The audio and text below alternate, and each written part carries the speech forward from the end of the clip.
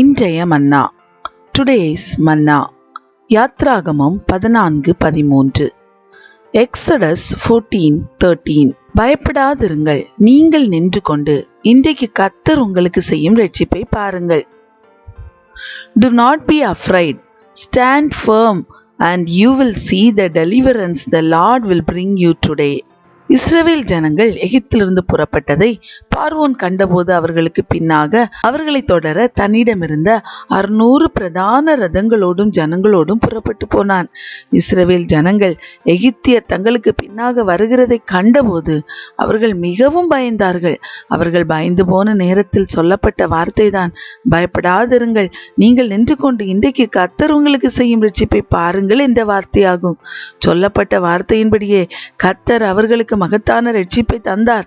அவர்களை பாதுகாக்க முன்னாக சென்ற மேகம் விலகி அவர்களுக்கு பின்னாக நின்று பாதுகாத்து அவர்கள் பயந்த நிலைமையை மாற்றி போட்டது. அவர்களின் பயத்தை நீக்கி போட அவர்களை வழிநடத்த முன்னாக நடந்த தூதனானவர் விலகி அவர்களுக்கு பின்னாக நடந்தார்.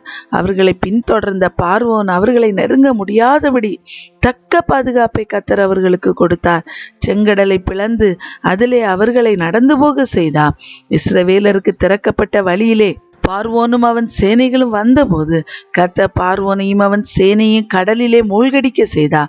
இப்படி இஸ்ரவேலர் கண்கள் காணும்படியாக அற்புதங்களை செய்து அவர்கள் பயத்தை மாற்றி அவர்களுக்கு கர்த்தர் செய்யும் இரட்சிப்பை பார்க்க செய்தார்.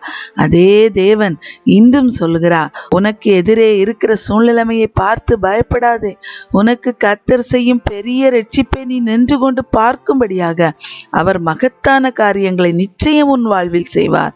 அவர் மேல் விசுவாசம் வை, அவரை நம்பினோ வெட்கம் அடைவதில்லை. God bless you.